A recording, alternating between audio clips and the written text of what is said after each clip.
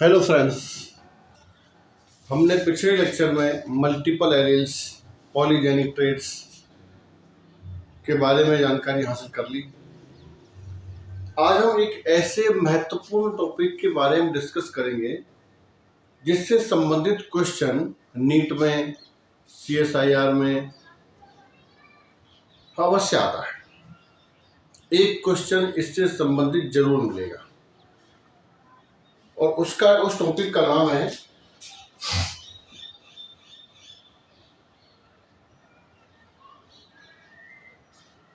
Pedigree analysis. Pedigree analysis तो ये एक ऐसा टॉपिक है जिसके आधार पर जो साइंटिस्ट हैं या फिर कोई डॉक्टर है, उनकी एंसेस्ट्री या उनकी जो प्रोजेनी है उसका पता लगाते हैं। लाइक कोई डिजीज किसी प्रोजेनी में है, किसी पेरेंट्स के अंदर है, तो उसकी नेक्स्ट प्रोजेनी में जो जाएगी उसका इनहेरिटेंस किस प्रकार से होगा। दूसरा, ये जो डिजीज है ये ऑटोसोमल है या फिर सेक्स लिंक्ड है। उसके बाद एक बार अगर मान लो ये पता लग जाए कि ये जो डिजीज है उसका जो एलील है या जो जीन है ये करप्ट है, मतलब ये डिफेक्टेड है, और ये निश्चित रूप से जो प्रोजेनी आएगी उसमें ये डिजीज कोज करेगा, तो उस कंडीशन में जेनेटिक काउंसलिंग करवाकर उस जीन को जीन थेरेपी द्वारा बदला जा सकता है। तो ये पेडिग्री एक ऑफस्प्रिंग या जो उनकी प्रोजेनी है उसका एक ग्राफ होता है। उसी के बारे में आज हम जानकारी करेंगे किस प्रकार से हम पेडिग्री का एनालिसिस करते हैं। तो देखो, स्टार्ट करते हैं कि हमारे बॉडी में 46 क्रोमोसोम है। क्रोमोसोम की संख्या है बॉडी के अंदर 46, जिनमें अगर हम देखें तो 20 यानी कि 22 जोड़ी या 44 क्रोमोसोम तो हैं ऑटोसोमल, यानी ये तो है ऑटोसोमल,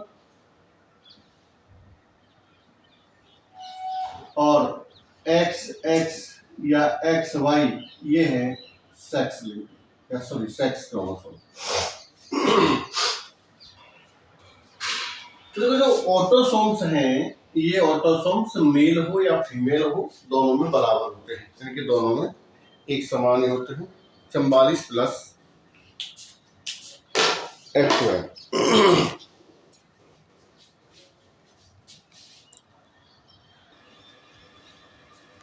तो ऑटोसोम्स होते हैं 44 और सेक्स क्रोमोसोम होते हैं 2। अगर वो फीमेल है तो 44 प्लस XX होगा, और अगर वो मेल है तो वो 44 प्लस XY होगा। ये हम जानते हैं। अब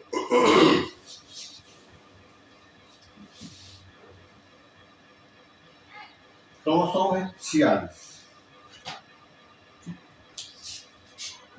ये 2 प्रकार के हैं, एक तो है ऑटोसोमल और एक है सेक्स क्रोमोसोम। अब ऑटोसोमल में भी अगर देखें तो ऑटोसोम्स पर भी कंडीशन ये हो सकती है और कंडीशन ये हो सकती है, अर्थात वो डोमिनेंट भी हो सकते हैं और वो रिसेसिव भी हो सकता है। तो जो ट्रेट है जो नेक्स्ट पीढ़ी में या नेक्स्ट प्रोजेनी में दिखाई देगा वो ट्रेट डोमिनेंट भी हो सकता है और वो रिसेसिव भी हो सकता है। हम लॉ ऑफ डोमिनेंस से पढ़ चुके हैं कि अगर डोमिनेंट है तो वो आगे दिखाई देगा, हर पीढ़ी में दिखाई देगा अगर डोमिनेंट है तो, और अगर रिसेसिव है तो फिर वो केवल एक ही पीढ़ी में दिखाई देगा जब दोनों रिसेसिव एलील एक साथ होंगे। तो ये ऑटोसोमल डोमिनेंट भी हो सकता है और ये ऑटोसोमल और रिसेसिव भी हो सकता है। ऐसे ही जो सेक्स क्रोमोसोम है ये दो प्रकार के हैं, एक तो है एक्स और एक है वाई। अब अगर एक्स है तो ये एक्स लिंक्ड डोमिनेंट हो सकता है और ये एक्स लिंक्ड रिसेसिव हो सकता है। और वाई अकेला होता है तो इसके लिए कुछ नहीं है, डोमिनेंट और रिसेसिव बिल्कुल नहीं है, तो ये केवल अकेला है। तो ये है प्रोजेनी का हिसाब किताब कि किस प्रकार से ये क्रोमोसोम आगे कैरी करते हैं। क्रोमोसोम है, ऑटोसोम है और सेक्स क्रोमोसोम है। ऑटोसोम दो प्रकार के हैं, डोमिनेंट और रिसेसिव। अब क्रोमोसोम दो प्रकार के नहीं है, क्रोमोसोम पर उपस्थित जो ट्रेट है वो दो प्रकार का है, एक डोमिनेंट ट्रेट है और एक रिसेसिव ट्रेट है। दूसरा सेक्स क्रोमोसोम दो प्रकार के, एक्स है और एक वाई है। तो एक्स है तो एक्स पर भी एक्स लिंक डोमिनेंट रहता है, जो ट्रेट है वो एक्स लिंक डोमिनेंट है, ठीक है, और एक एक्स लिंक रिसेसिव है। वाई पर कुछ नहीं है। अब देखो डोमिनेंट जो है ना, वो तो आपको पता है डोमिनेंट जो प्रभावी होता है, तो हमने जब भी कैपिटल टी से लिया था तो कैपिटल टी जहां भी आएगा वहीं पर ही डोमिनेंट या प्रभावी पादप बनेगा, या जहां पर भी कैपिटल वाई आएगा या जहां पर भी कैपिटल लेटर आता है वो डोमिनेंट बनता है। तो डोमिनेंट जो होगा ना वो निश्चित रूप से हर पीढ़ी में दिखाई देगा, एक भी पीढ़ी छूटेगी नहीं। लेकिन जो रिसेसिव होगा वो हर पीढ़ी में दिखाई नहीं देगा। ये दो चीज आपको ध्यान रखनी है, ठीक है। एक्स लिंक है तो एक्स लिंक का मतलब है, एक मतलब तो डोमिनेंट का तो यही है कि भाई ये हर पीढ़ी में दिखाई देगा, और रिसेसिव का हर पीढ़ी में दिखाई नहीं देगा, ठीक है। अब एक एक करके हमारे पास यहाँ 5 प्रकार की पेडिग्री एनालिसिस होती है। तो पहली तो है ऑटोसोमल डोमिनेंट पेडिग्री, दूसरी है ऑटोसोमल रिसेसिव, तीसरी है एक्स लिंक डोमिनेंट, चौथी है एक्स लिंक रिसेसिव और पांचवी है वाई लिंक। तो एक एक करके हम यहाँ पर सबको देखते हैं। पहले हम कुछ इनके जो क्या बोलते हैं वो सिंबल्स हैं वो देख लीजिए। देखो सिंबल्स में अगर हम इस तरह से दर्शाते हैं किसी को ऐसे, तो वो है मेल, दिस इज मेल। अगर हम ऐसे दर्शाते हैं दिस इज फीमेल।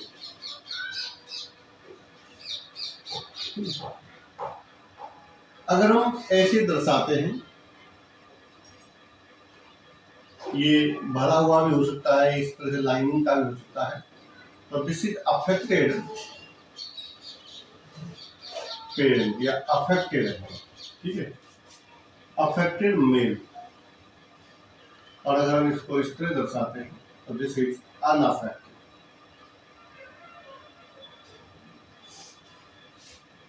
कभी कभी ये पूरा भरा हुआ नहीं होता है और ये इस तरह से बीच में हो तो ये कैरियर्स होते हैं। कैरियर्स मतलब जिनमें रोग दिखाई नहीं देता लेकिन इनके अंदर रोग के जीन होते हैं, ठीक है। अगर मैं इस तरह लिखूं ये और ये,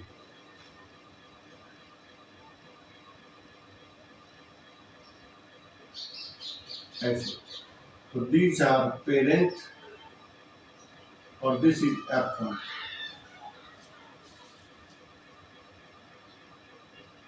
ठीक है। अगर एक साथ जुड़े हों, जैसे मान लो ये है,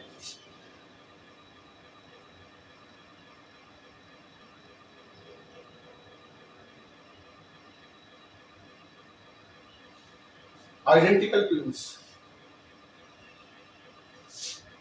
जुड़वा, तो हम कुछ ये सिंबल्स हैं इनको ध्यान में रखते हुए एक एक करके पेडिग्री देखिए।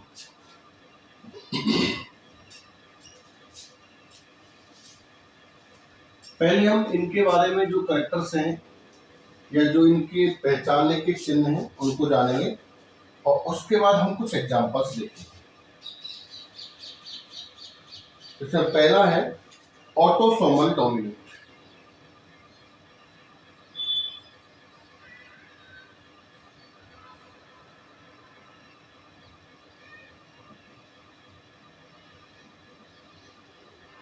और व्हाट इज ऑटोसोमल डोमिनेंस? ये तो आपको पता है कि ये 44 क्रोमोसोम्स हैं, उन पर है, एक्स और वाई को छोड़ करके। दूसरी बात डोमिनेंट है, तो डोमिनेंट का मतलब है कि प्रत्येक पीढ़ी में आपको दिखाई देगा। ठीक है, तो प्रत्येक पीढ़ी में दिखाई देगा। तो सबसे पहली बात तो ये है, प्रत्येक पीढ़ी में दिखाई देगा।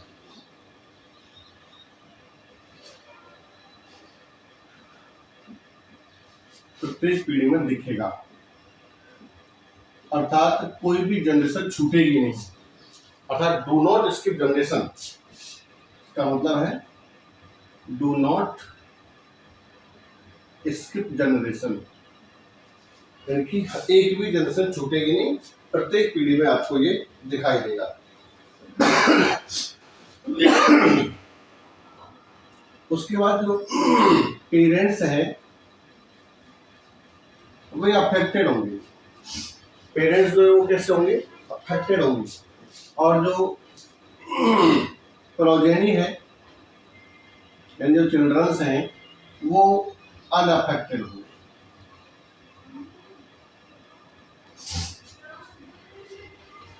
पेरेंट्स जो है वो कैसे होंगे? अफेक्टेड होंगे, और प्रोजेनी जो है वो अनअफेक्टेड होंगे। इसमें एग्जाम्पल देखो, अब डोमिनेंट है ना, तो डोमिनेंट है तो इसका मतलब है कि capital A capital A capital A small a these are affected, और small a this is unaffected. ठीक, दिस इज अनअफेक्टेड। अब ये अफेक्टेड और अनअफेक्टेड का जो सिस्टम है वो थोड़ा समझ में आ गया होगा आपको, कि जहां भी कैपिटल ए होगा वहां पर अफेक्टेड होगा, और जहां भी स्मॉल ए होगा वहां पर अनअफेक्टेड होगा।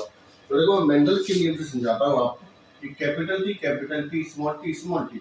हमने जब F1 पीढ़ी ली थी तो उसमें सब कैपिटल टी स्मॉल टी, लेकिन जब हम F2 की तरफ गए तो उसमें हमको कैपिटल टी स्मॉल टी और स्मॉल टी बने। तो ये देखो यहाँ पर F2 है ना, तो ये जो कंडीशन है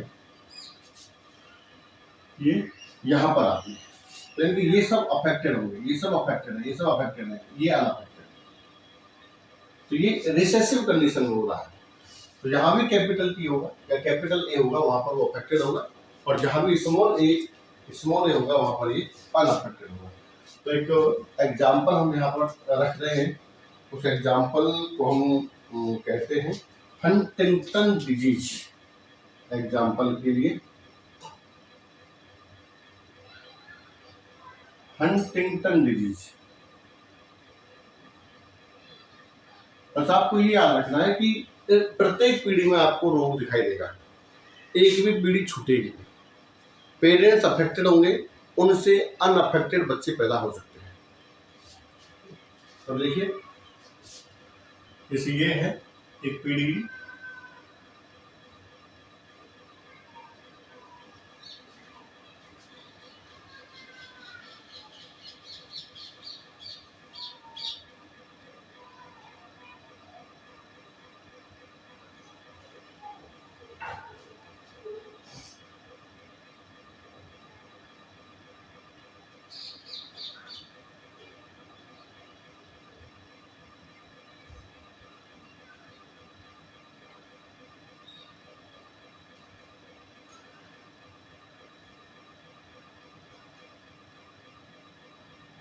ये एक पेडिग्री ये है, देखिए सर ये ऐसे, और यहाँ पर देखिए this is the first generation, this is second generation, और दिस इज थर्ड जनरेशन। तो मैंने कहा है कि प्रत्येक पीढ़ी में दिखेगा, यहाँ भी दिख रहा है, यहाँ भी दिख रहा है, यहाँ भी दिख रहा है। तो सबसे पहली बात तो हो गई ये डोमिनेंट है। अब कौन सा डोमिनेंट है? कौन सा डोमिनेंट? मान लो एक क्वेश्चन आपको आता है कि दी गई जो चित्र है, जो डायग्राम है, इसमें आपको पेडिग्री बतानी है कि कौन सी है। ठीक है, ऑटोसोमल डोमिनेंट है, ऑटोसोमल रिसेसिव है, एक्स लिंक्ड है, वाई लिंक्ड है, या एक्स लिंक्ड रिसेसिव है। तो देखो, मैंने बताया जो हम यहाँ पर पढ़ रहे हैं, ये जो टिप्स हमने दी है कि प्रत्येक पीढ़ी में दिखेगा, पेरेंट्स अफेक्टेड होंगे और प्रोजेनी अनअफेक्टेड होगी। ठीक है, तो ये तीनों पॉइंट आपको यहाँ पर देखने हैं। पहली बात तो ये कि प्रत्येक पीढ़ी में दिखेगा, तो प्रत्येक पीढ़ी में दिख रहा है। दूसरी बात, पेरेंट्स अफेक्टेड है, देखो पेरेंट्स अफेक्टेड है लेकिन उनकी अनअफेक्टेड प्रोजेनी बन रही है, ये बन रही है। जब अनअफेक्टेड प्रोजेनी बन रही है तो इसका मतलब है कि ये ऑटोसोमल डोमिनेंट है। कैसा है ये? ऑटोसोमल डोमिनेंट है। अब इसमें आप एक चीज देखिए, अनअफेक्टेड कब हो रहा है? जब ये स्मॉल है।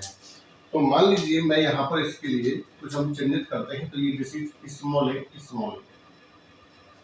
ठीक है, अब मैं ये कह रहा हूँ कि ये जो है ये दो तरह से हो सकता है, या तो ये कैपिटल है हो सकता है, या फिर ये कैपिटल है स्मॉल है हो सकता है। अब आपको यहाँ पर ये निकाल के देखना है कि क्या है। तो देखो, अगर मैं स्मॉल है इंटू कैपिटल है करता हूँ तो स्मॉल है कैपिटल है, तो ये बनेंगे भाई कैपिटल है स्मॉल जितने भी है, अर्थात सभी जो प्रोजेनी है इनकी सभी पेरेंट जो प्रोजेनी जो चिल्ड्रंस हैं वो सब अफेक्टेड होने चाहिए। लेकिन यहाँ तो ऐसा नहीं हुआ, यहाँ दो हो गए और दो नहीं हुए। इसका मतलब है कि ये जो है वो इस कंडीशन में है, तो इससे दो हो जाएंगे,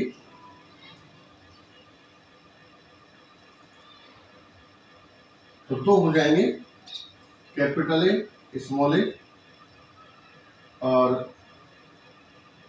कैपिटल ए स्मॉल ए, और बाकी के दो स्मॉल ए, अर्थात ये स्मॉल ए, ये स्मॉल ए और ये बनेंगे कैपिटल ए स्मॉल ए।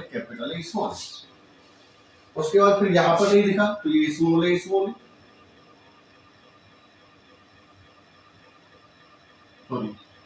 ये स्मॉल ए क्योंकि यहाँ पर ये दिख नहीं रहा है और यहाँ पर दिख रहा है, तो ये capital A small this is also small a. फिर ये आएंगे तो यहाँ पर ये स्मॉल ए और ये स्मॉल ए और स्मॉल। इस प्रकार से हम इनके सिंबल भी कैटेगराइज कर सकते हैं।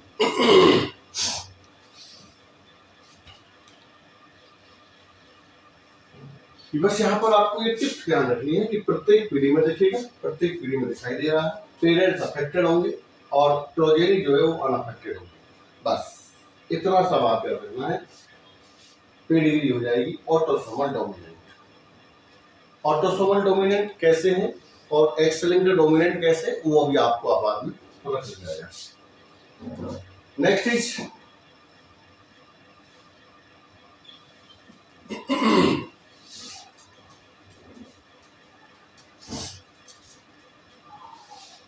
Autosomal recessive.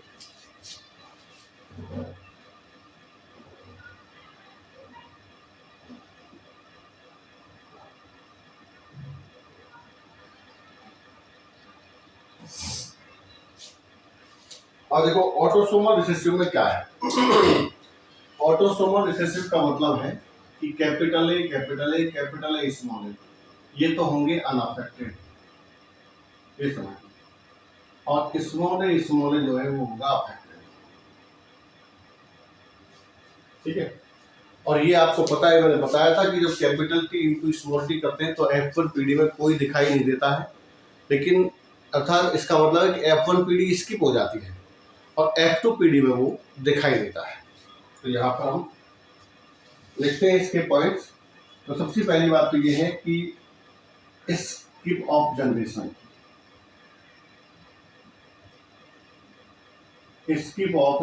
इनकी जनरेशन को स्किप करेगा, प्रत्येक पीढ़ी में दिखाई नहीं देगा।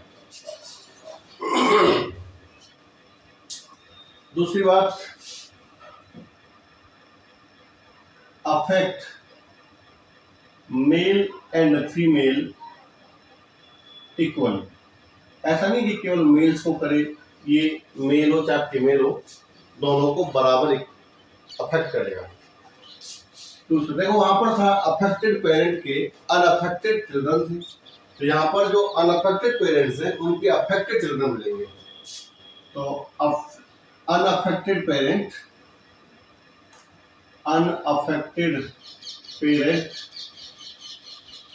और उनके अफेक्टेड चिल्ड्रन यहाँ पर मिलेंगे। देखो यहाँ पर लास्ट की जो दो बातें हैं, अनअफेक्टेड पेरेंट और उनके अफेक्टेड चिल्ड्रन, इसका मतलब है कि मान लो मैं ये लिखता हूँ capital T small T into capital T small T, इसका मतलब है कि ड्वार्फिज्म को जो जीन है वो इसके अंदर नहीं, मतलब वो इसके अंदर है लेकिन दिखाई नहीं दे रहा है, तो कैपिटल टी प्रभावी है, लेकिन दिखेगा कब, जब ये आगे कैपिटल टी स्मॉल टी और स्मॉल टी यहाँ दिखाई देगा। इसका मतलब है कि इसको अगर हम मान लें कि ये रोगी है ना, ठीक है ना, अनअफेक्टेड पेरेंट, यानी कि कोई रोग है जो इनमें कैपिटल टी के प्रभाव से दबा हुआ है, तो ये तो हो गए नॉर्मल हेल्दी पर्सन, लेकिन उनके जो बच्चे हैं वो अनहेल्दी हो सकते हैं, तो इसका मतलब अनअफेक्टेड पेरेंट है दोनों, उनके अफेक्टेड चिल्ड्रन हो सकते हैं। इसमें एग्जांपल है सिस्टिक फाइब्रोसिस CF, कि मैं एक अलग जेनेटिक डिजीज की एक अलग सी वीडियो स्टार्ट करूंगा, इसमें मोस्टली जो डिजीज पूछी जाती है एग्जाम में मैं उनके बारे में बताऊंगा। सिस्टिक फाइब्रोसिस है, सिकल सेल एनीमिया है, SCA और टे-सेक्स डिजीज, ये तीन डिजीज की जो इनहेरिटेंस है वो ऑटोसोमल रिसेसिव प्रकार की है, यानी कि जीन सब के अंदर होते हैं लेकिन वो होते हैं अप्रभावी, यानी कि डोमिनेंट कंडीशन में होते हैं, लेकिन जब ये डोमिनेंट जब जो अनअफेक्टेड जो पेरेंट्स हैं उनमें जो जीन है वो जब पास में एक साथ आ जाते हैं तो फिर वो रोग दिखाई देता है, या फिर उनमें कोई म्यूटेशन हो जाए। अब मैं यहाँ पर एक डायग्राम बना रहा हूँ, ये डायग्राम है, इसमें ये अफेक्टेड पेरेंट है, उसके बाद ये इनके चिल्ड्रंस हैं, जिसमें एक चिल्ड्रन ये इस तरह से, दूसरे चिल्ड्रन ये, तीसरा ये और चौथा ये।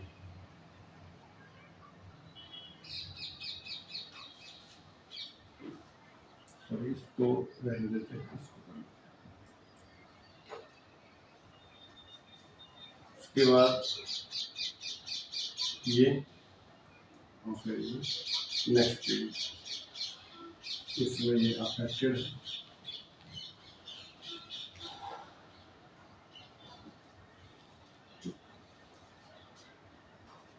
तो ये है। अब वैसे तो मैं इसमें कह रहा हूं कि भाई skip the generation, affect male and female equally, तो देखो यहाँ पर चाहे मेल है चाहे फीमेल है दोनों इक्वली रूप से अफेक्ट है।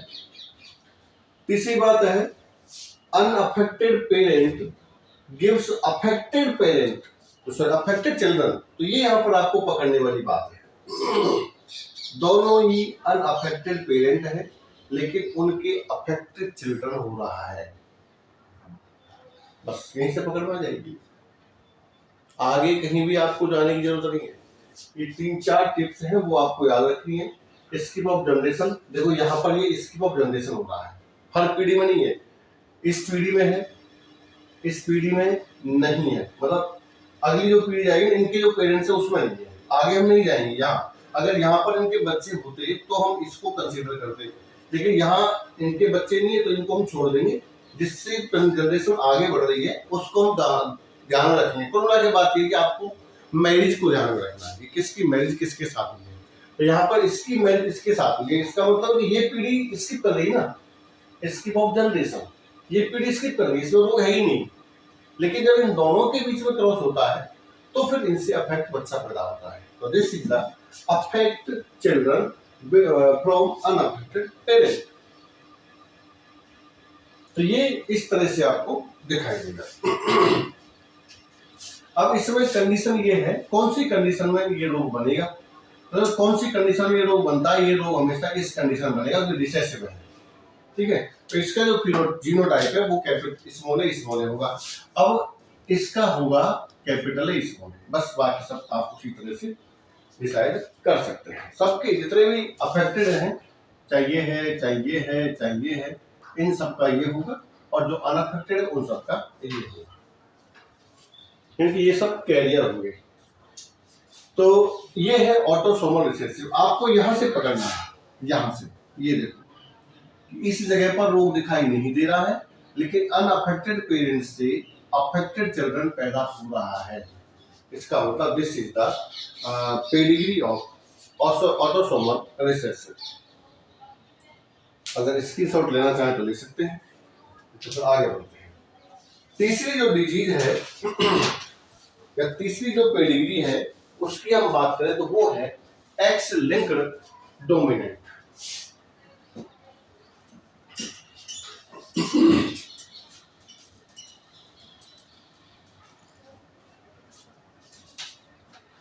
एक्स लिंक्ड डोमिनेंट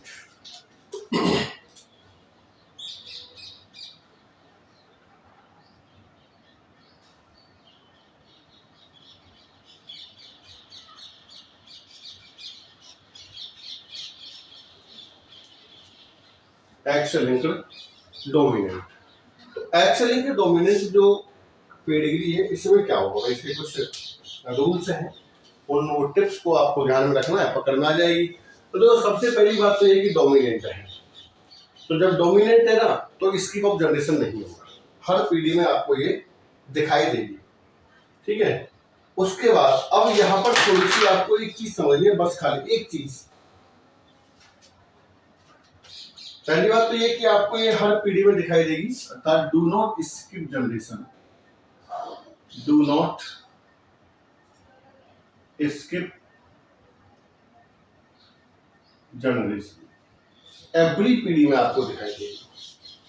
दूसरी बात ये है कि यहाँ पर थोड़ा सा वो है कि फादर और मदर है मान, तो फादर से तो करेक्टर जाता है डॉटर के अंदर, और मदर से जो करेक्टर आता है वो आएगा सन के अंदर। बस आपको ये ध्यान रखना है, अगर मदर से सन में और फादर से डॉटर में जा रहा है तो आप तुरंत समझ जाना कि ये जो पेडिग्री है वो एक्स लिंक्ड डोमिनेंट है। एक तो आपको ये ध्यान रखना है कि स्किप नहीं करेगी, दूसरी आपको ये जो क्रॉस है ना ये ध्यान रखना है, बस ये एक्स लिंक्ड हो जाएगा। देखो एक बार पेडिग्री बनाता हूँ यहाँ पर।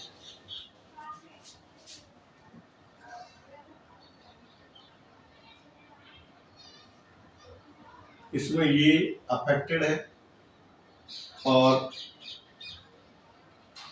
ये इसके चिल्ड्रंस हैं।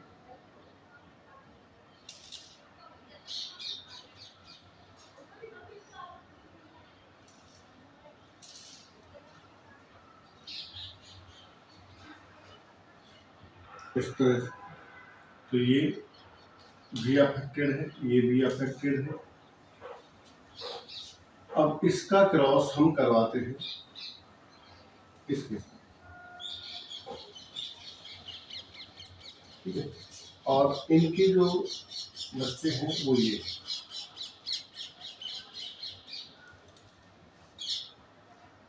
जिसमें ये अफेक्टेड है, ये अनअफेक्टेड है, और ये अनअफेक्टेड, ये अफेक्टेड है और ये अनअफेक्टेड। ये है यहाँ आपको दो चीज देखनी है, this is the first generation, this is second generation और दिस इज थर्ड जनरेशन। यहाँ आपको केवल दो चीज देखनी है, एक तो ये है कि ये डू नॉट स्किप जनरेशन, कि जनरेशन को स्किप नहीं कर रहा है ना। जब जनरेशन को स्किप नहीं कर रहा, देखो इसमें भी है, इसमें भी है, इसमें भी है। आपको ये मैरिज देखनी है, ये मैरिज की जो मैरिज हो रही है ना उसके, इसका जो एक पेरेंट है वो डिजीज वाला है। अगर यहाँ पर ये नहीं होता, ये इसी तरह से होता ब्लैंक, तो हम कहते हैं ये रिसेसिव है, ठीक है। जैसे हमने ये थोड़े पहले देखा था ऑटोसोमल रिसेसिव में, तो ये यहाँ पर जो मैरिज हुई है वो यहाँ पर ये अफेक्टेड पेरेंट है। तो इसका मतलब है कि कोई भी जनरेशन स्किप नहीं है, इन तीनों को कंसीडर नहीं करेंगे। क्यों नहीं करेंगे? क्योंकि इनसे हमारा आगे प्रोजेनी बढ़ी नहीं रही है ना, जनरेशन नहीं है आगे, जनरेशन इन से जा रही है, तो हम यहाँ पर इसको कंसीडर करेंगे। तो ये इसको अगर आप देखेंगे तो ये जो है ये अफेक्टेड है। दूसरी चीज आपको देखनी है कि फादर से डॉटर में और मदर से सन में। तो देखो ये मदर है, मदर से सन में, ठीक है, ये देखना है आपको, मदर से सन में, मदर से मदर में, ये नहीं देखना है आपको, मदर से सन में देखना है।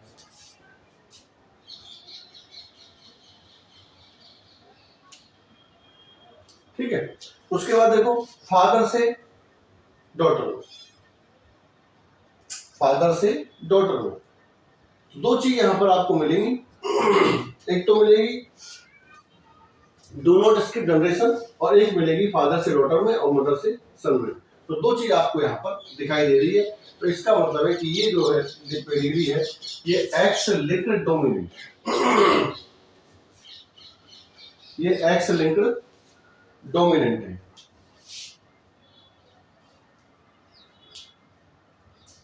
इसको ये ब्लैंक कर देते हैं, इसको ब्लैंक कर दीजिए।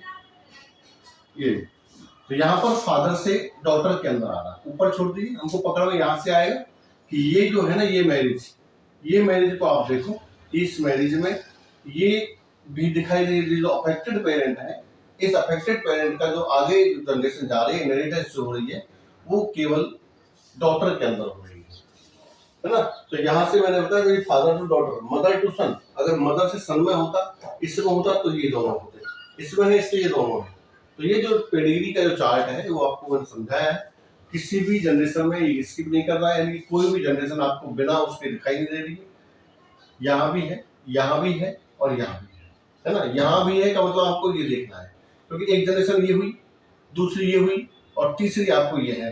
तो एक पेरेंट तो ये है, दूसरे पेरेंट ये है और तीसरे उनके जो पेरेंट्स की चिल्ड्रन है वो ये है। तो आपको ये कंसिडर करना है, ये करना है, ये करना है, और तीनों जगह पर आपको ये दिखाई देगी, है ना। दूसरी बात, अब आप इसको देखिए, कहीं ना कहीं आपको पकड़ना है, पेडिग्री चाहे कितनी बड़ी हो लेकिन कहीं ना कहीं आपको इसे क्लू जरूर मिलेंगे। पेडिग्री इसमें आप देखेंगे तो इसको आप देखो, यहाँ से आपको समझ में नहीं आएगा क्योंकि ये यहाँ से दोनों में जा रहा है ना, मेल में भी जा रहा है, फीमेल में भी जा रहा है। अफेक्टेड पेरेंट है, अनअफेक्टेड बच्चे ही पैदा हो रहे हैं, तो पहली बार डोमिनेंट ये हो गया। अब एक्स लिंक्ड है कि वाई लिंक्ड है वो आपको पता यहाँ से चलेगा कि जो फादर है उससे वो डॉटर के अंदर जा रहा है। तो इस प्रकार का जो रोग है वो आपको देखने को मिलता है फ्रेजाइल एक्स सिंड्रोम के अंदर। Example, fragile x syndrome. उसके बाद रैप्ट सिंड्रोम में है,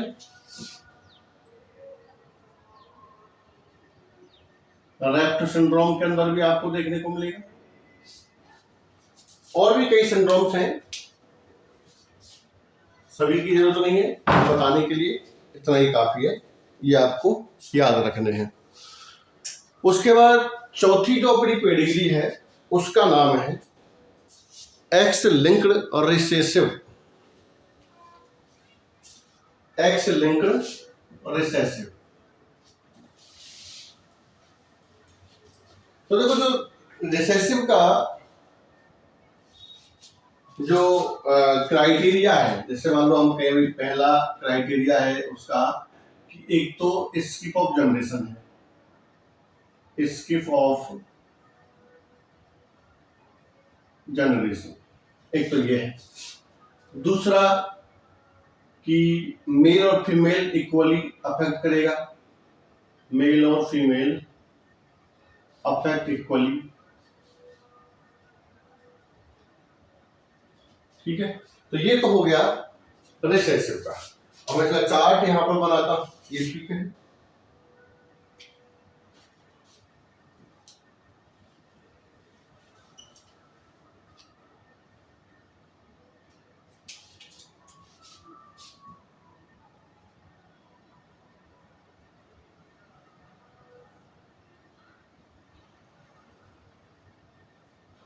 हम कंसीडर उसी को करते हैं जहां से जनरेशन आगे बढ़ रही है, जहां पर जनरेशन बंद हो जाती है हम उसे कंसीडर बिल्कुल नहीं करते हैं।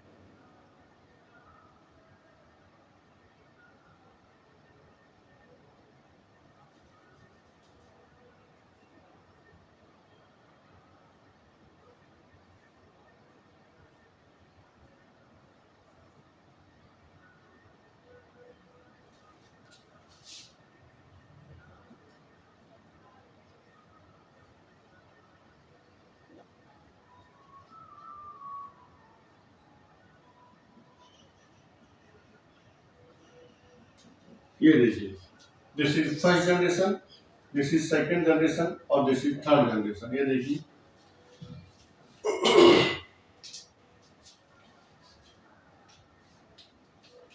एक इसमें थोड़ा समझना है आपको, वही कि फादर से जाएगा डॉटर में और मदर से जाएगा सन में।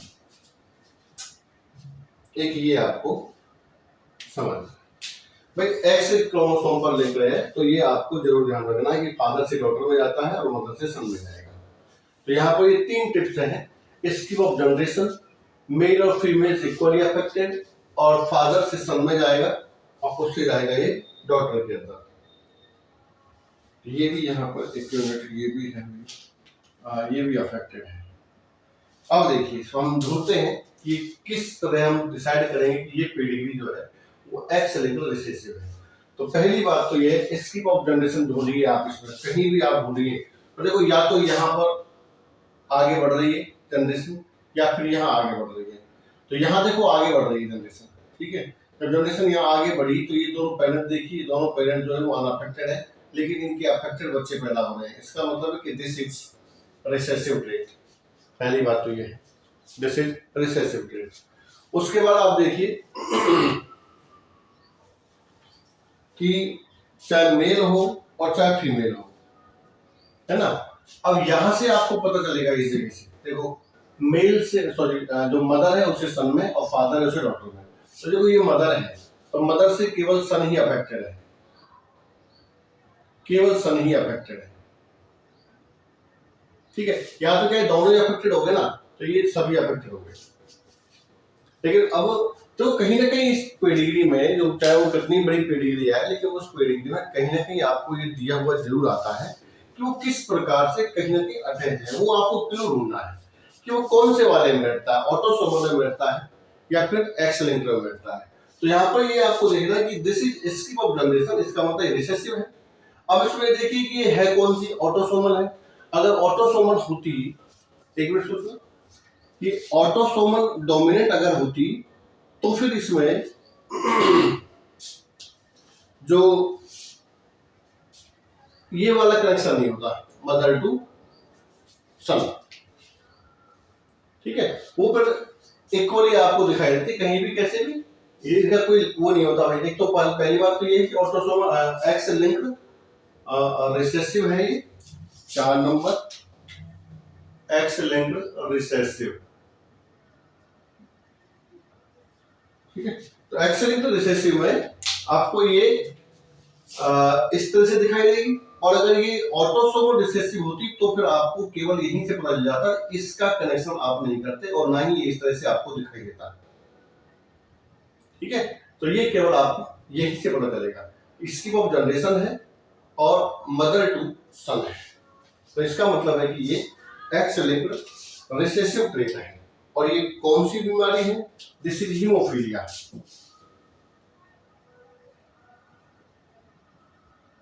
हीमोफीलिया की जो इनहेरिटेंस है वो autosomal sorry x linked recessive है।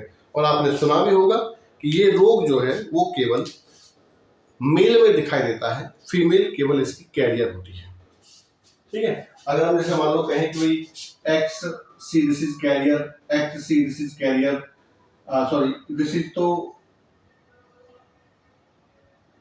एक्स सी एक्स और एक्स वाई ये है मान लीजिए, है ना। तो ये जो एक्स सी है ये X C X, this is carrier. अब ये जो एक्स सी है, ये एक्स सी इस वाई के साथ जुड़ेगा तो दिस इज पेशेंट। क्यों? क्योंकि इसमें केवल एक ही एक्स है ना, तो वही रोगी हो जाता है। तो जो कैरियर जो मदर होती है वो निश्चित रूप से जो लड़का है या जो बॉय पैदा होगा उसके अंदर आपको निश्चित रूप से हीमोफीलिया रोग दिखाई देगा। इसका मतलब कि ये एक एक्स लिंक्ड ट्रेट है, एक्स लिंक्ड रिसेसिव। वो भी कैसा है, रिसेसिव। देखो एक्स सी एक्स, इसका मतलब कि ये तो हो गया म्यूटेंट और ये है डोमिनेंट, यानी कि ये रिसेसिव है ये डोमिनेंट है। इसके प्रभाव से दबा हुआ है। ये उजागर कब होगा, ये उजागर तब होगा जब इस कंडीशन में होगा। तो अगर इस कंडीशन में है अगर कोई लेडीज तो उसके अंदर भी रोग के लक्षण दिखाई देंगे। ठीक है, बाकी जो लड़के हैं वो तो इस कंडीशन में ही रोगी हो जाएंगे, उनको ये कंडीशन की जरूरत नहीं है, क्योंकि उनमें वैसे ही एक एक्स होता है। लेडीज में 2 एक्स होते हैं फीमेल में, तो एक एक्स काम करता है, एक एक्स म्यूटेटेड हो जाता है, यानी उत्परिवर्ती हो जाता है। ठीक है, तो ये जो उत्परिवर्ती होता है ना उसको हम अप्रभावी मानते हैं, और जो देसी यानी कि जो नॉर्मल होता है उसको हम देसी वाइल्ड या डोमिनेंट मानते हैं। तो ये डोमिनेंट के प्रभाव से ये जो रिसेसिव है ये दबा रहता है। ये कब दिखाई देगा? आप जानते हैं कि जब capital T small T into capital T small T करवाया था हमने, तो कैपिटल टी स्मॉल टी जो बोना है वो कब दिखाई देगा? जब दोनों रिसेसिव एक साथ आ जाएंगे। तो इसी तरह से जब दोनों रिसेसिव दोनों म्यूटेटेड एलील जब एक साथ आएंगे तब वो रोग लेडीज में भी दिखाई देता है। तो this is the diagram of X linked recessive pedigree. अब बची लास्ट और वाई लिंक।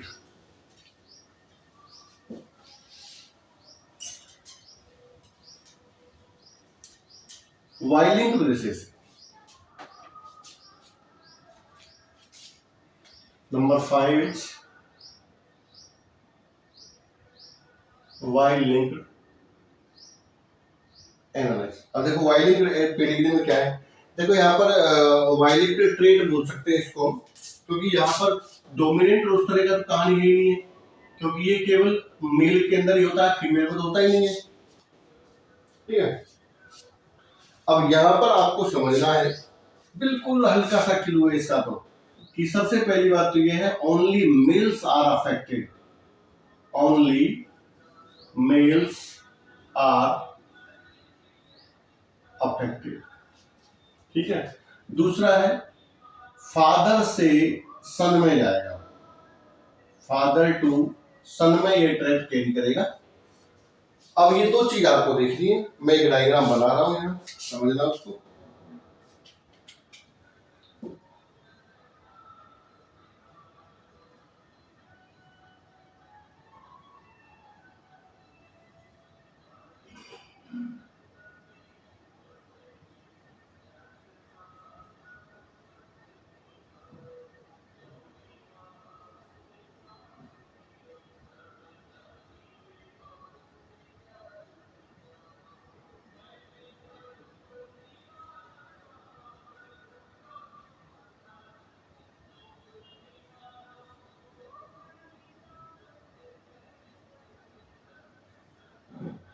इस तरह से, और इनकी जो चिल्ड्रंस है वो ये है, और वो चिल्ड्रंस अफेक्टेड है। इस तरह से इनके जो चिल्ड्रंस है वो ये है, ये अनअफेक्टेड है। इनके जो चिल्ड्रंस है वो ये है,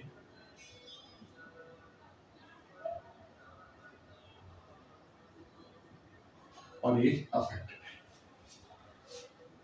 देखिए भाई, आपको सीधे सीधे समझ में आ रहा होगा।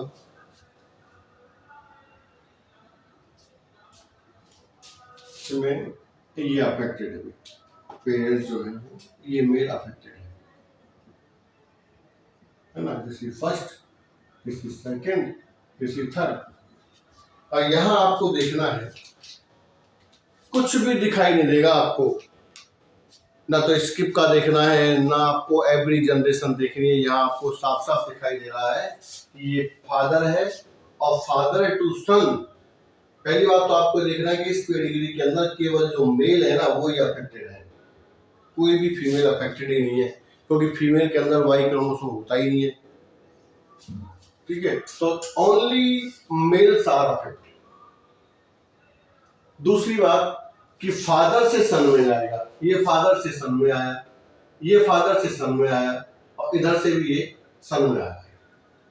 ठीक है, इसमें भी कहीं ना कहीं वो है जीन या जो ट्रेट है वो इसके अंदर है, तो ये कंडीशन हो सकता है रिसेसिव वाली हो। ठीक है, तो इस तरह से ये इसके अंदर भी आपको दिखाई देगा। तो इस तरह से आपको केवल वो चीज देखनी है जो पकड़नी है उन पांचों प्रकार की पेडिग्री एनालिसिस में से जो आपको समझ में आ रही है। पहले आपको ढंग से देखना है, अगर आपको समझ में नहीं आए तो उसको बना लीजिए, तब समझिए। तो इस प्रकार की जो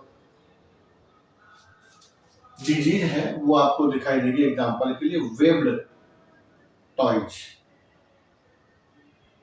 यानी कि पाँव के जो अंगूठे हैं वो एक तरह से चौड़े, उस प्रकार के। ये केवल जो मेल्स हैं उन्हीं के अंदर दिखाई देता है, फीमेल्स में नहीं दिखाई देता। तो ये थे टोटल 5 प्रकार की पेडिग्री। मैं दावा करता हूं कि ये क्वेश्चन 100% नीट में, CSIR में और आपके जितने भी top and most biological examinations हैं उनमें 100% इन 5 में से एक क्वेश्चन जरूर पूछा जाता है। ठीक है, तो ये जो क्वेश्चन है, ये क्वेश्चन आपको